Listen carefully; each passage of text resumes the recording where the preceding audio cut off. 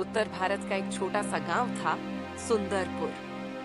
हरियाली से घिरा, मिट्टी की महक से भरा और लोगों के दिलों में अपनापन बसा हुआ। गांव के चारों ओर सरसों के खेत फैले थे और बीच से एक छोटी नदी बहती थी जिसका पानी कांच जैसा साफ था। इसी गांव के एक कोने में दो भाई रहते थे। भुआराम और सोहन भोलाराम उम्र में बड़ा था। लगभग 35 वर्ष का सादा पहनावा, शांत स्वभाव और जिम्मेदार इंसान।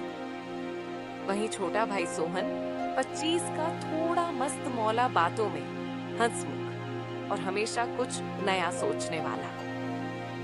दोनों के पास न खेत थे न जमीन, सिर्फ एक पुराना घर और मेहनत करने वाले हाथ। उस दिन आसोस का महीना था। सुबह की हवा ठंडी होने लगी थी। गांव के चौपाल पर लोग अपने सिर पर गमछा बांधकर बैठे हुए थे। अरे इस बार तो लग रहा है ठंड जोरों की पड़ेगी। पिछले साल तो आधे लोग तो बीमार ही पड़ गए थे।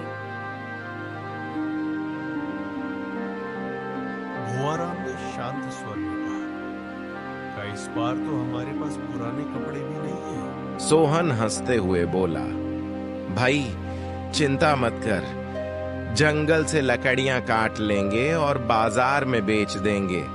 थोड़े पैसे आ गए तो कंबल ले आएंगे। हारे चलो, कल सुबह ही चल पड़ते हैं जंगल।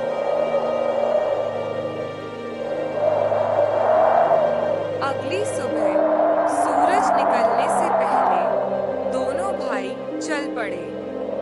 हाथ में कुल्हाड़ी, पीठ पर पुराना बोरा और पेट में बस एक रोटी।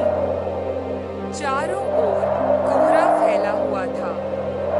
पेड़ों से ओस की बूंदें टपक रही थीं और दूर कहीं मोर की आवाज आ रही थी। सोहन बोला, भाई देखो ना, ये जंगल कितना सुहाना लगता है ना। भुआराम बोला, हारे, पर सुंदरता से पेट नहीं भरता। चल जल्दी काम शुरू कर। सूरज चढ़ने से पहले जितनी लकड़ी काट ले उतना अच्छा। अरे भाई, तुम तो हर वक्त काम की बात ही करते रहते हो। भोलाराम ने मुस्कुराकर जवाब दिया, काम ही तो जीवन है सोहन। बिना काम के भूख लगती है और भूख इज्जत छीन लेती है।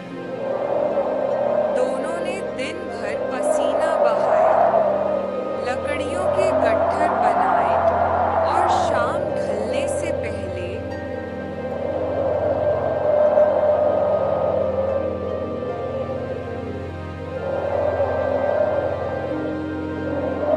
गांव के बाजार में बेचने पहुंचे।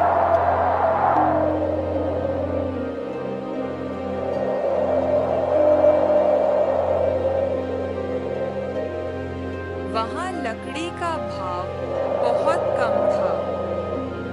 सारी लकड़ी बेचने के बाद उन्हें केवल 25 रुपए मिले। पैसे कम है पर मेहनत की कमाई है। कल फिर चलेंगे, धीरे धीरे कुछ बच जाएगा।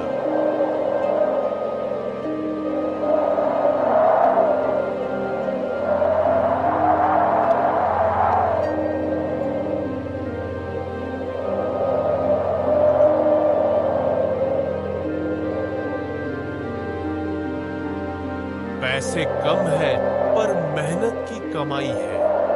कल फिर चलेंगे, धीरे धीरे कुछ बच जाएगा।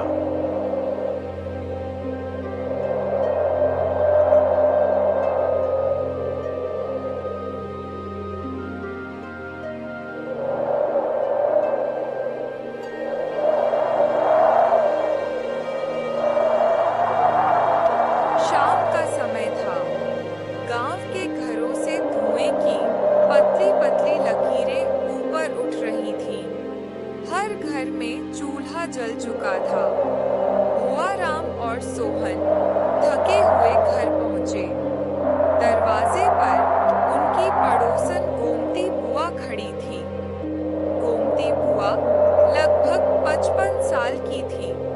गांव की सबकी माँ जैसी